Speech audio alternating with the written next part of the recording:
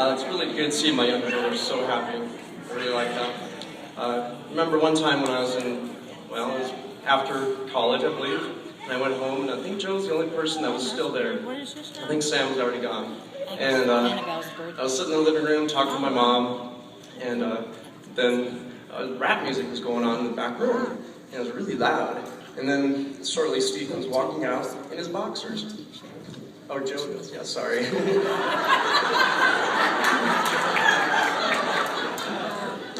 So then he walks by, he grabs something, and he walks back to his room. Rap music's still blaring. I look at my mom, I'm like, Mom, what's going on? She just goes, So I just wanted to say that it's really good seeing you happy. Love you, bro.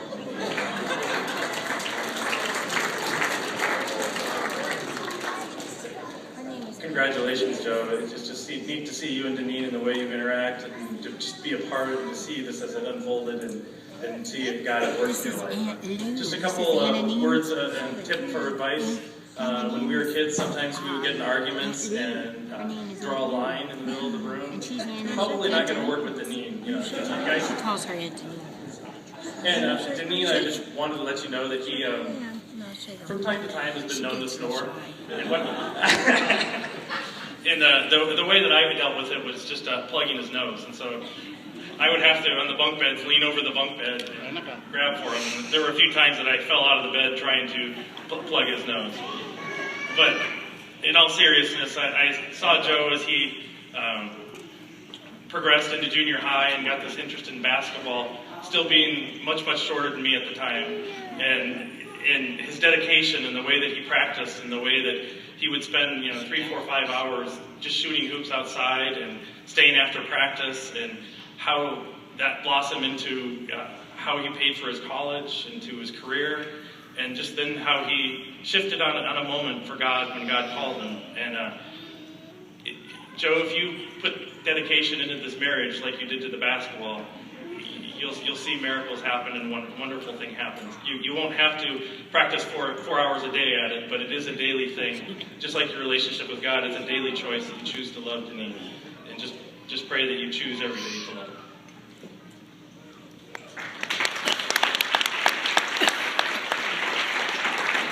This last fall, I went to, Uncle Joe came out and visited us, and then I took him on some business trips with me, and he kind of rode shotgun with me along, and I asked him, I said, well, how's the whole girlfriend situation going?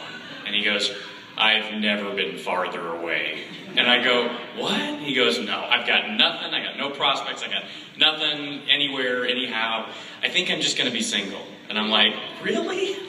Like, that is so sad. So, 2 months later, I went and visited Sam and Sally, and we're sitting there talking, and the kids are playing on the floor, and Sam and Sally and I are talking about Joe, and we're just like, he's never going to find a girl. How in the world, when he's in Africa, can he find a girl here? And it's not going to work out. It's so sad. And we just, the kids were playing, and we were praying for Joe right there while the kids were playing in the background, because, we were emotional about it. We're like, we don't know what's going to happen.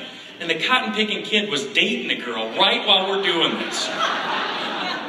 And he hadn't even told us yet, no? So I'm assuming that probably the vast majority of people in this room have that same thought, right? They had the same thought about Daneen, or they had that same thought about Joe.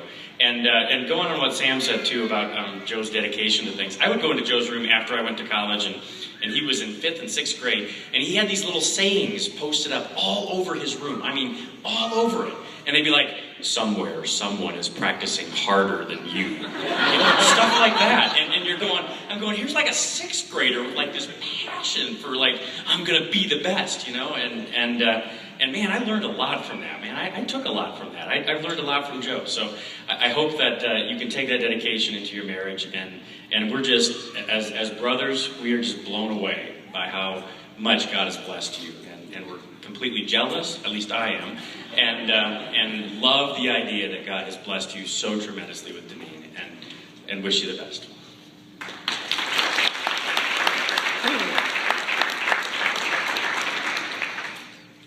Well, Joe, it's been an honor to have been called your best friend over the years, and I'm glad that you found a new best friend in Daneen. So excited about that, and Daneen, know that we have been praying for you, like I've mentioned to you before. We have been praying for you for nearly 20 years. Since I've met Joe, we prayed in small groups together, just Joe and I praying for you, in accountability groups.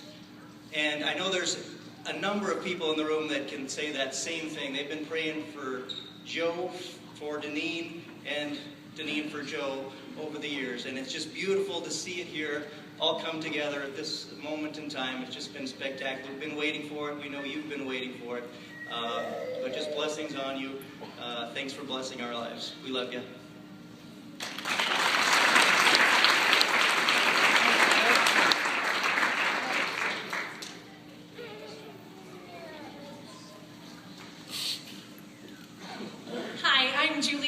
And I had the pleasure of being Daneen's roommate for several years, and we have many adventures together.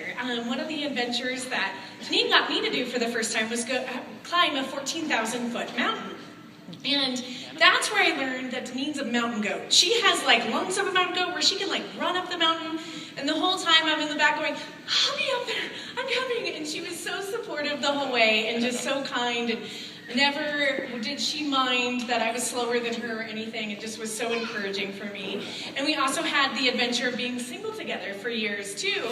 And we would talk about like dating stories, and then also like, when are we going to meet Mr. Right, and how's it going to be? And I know oftentimes we talked about how we just wanted to see the ending of our story. And so then we would be okay with the middle part of the book if we just knew the ending. And it's so wonderful to see this adventure come through for you and see the ending of your story and see the next chapter of it, and just how God is so amazing and how he brought you two together exactly in the right timing. Even though we both might have wanted it a little sooner, it's exactly when it needed to happen, and we're so happy for you both.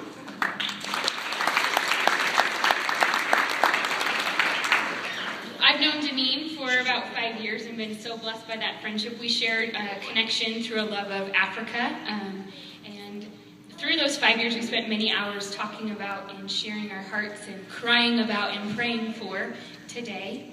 And so it was such a joy 7 months ago to get this call that she met this guy, and what do you think? And it seems like it's moving fast, and he's wanting me to come down, and should I say yes? And then he's wanting to come up, and so it was so great to see God write so clearly and evidently a perfect love story that only he could write. That is hard to believe. I'm honored to be celebrating with you this morning, just the start of your marriage and ministry, even though you've had opportunities to go and minister together. But it's so cool just because God uses marriage just as an example of his love.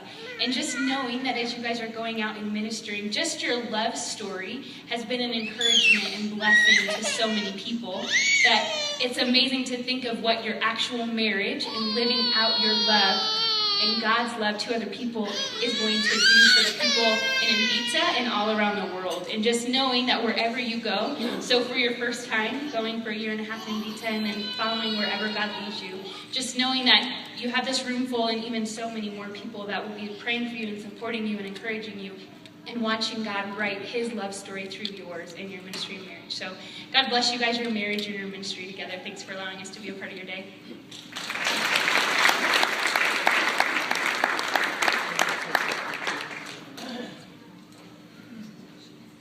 So most of you have heard the story, but you haven't heard it in song yet. So we're going to do it in song for you. And Tim has been so gracious to offer to come and actually play guitar for us on this, because otherwise that would have been excruciatingly painful for you. And he gets ready to stop there.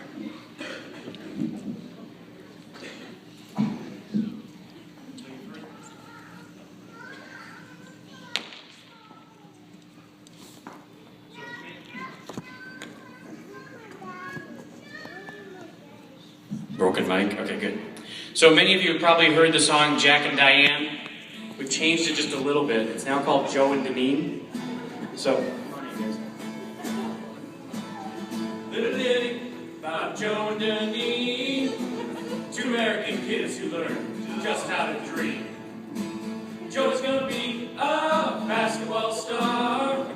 He's astronomical. She's gonna go far. Living his dream, coaching by the beach. Till his life turned south, extended his reach. On a quick trip to African lands. Joe starts to think about all of his plans. Daneen's in the hills of Colorado. She's plotting out how to reach former planet Pluto. Got the stinkiest dog, but sweet as can be. He's there to help the needy. Oh yeah, life gets grand. Long after these two let go of their plans. Oh yeah, love expands. Long after they give God their hands.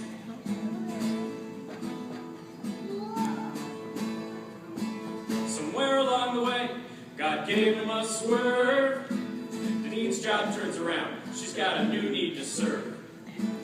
Joey quits his coach and takes off to Amita. Thinks helping orphan kids is really neat, huh? All along the way, God's changing ideas, leading them both to live near Lake Victoria. Daneen helps people find others to aid. Joe's using football to help girls get ahead.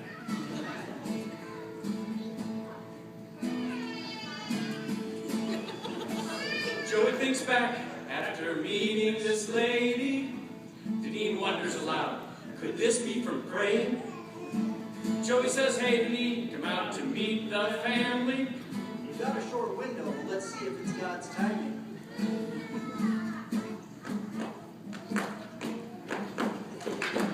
We'll never find someone to love. So hard to find someone when you're living in mud. Someone to love. God's got a way that is second to none.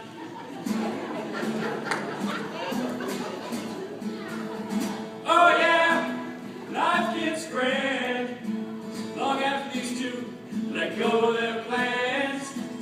Oh yeah, they say love expands. Long after they give God their hands. Little ditty about Joe and Daneen. Two American kids serving the best they can.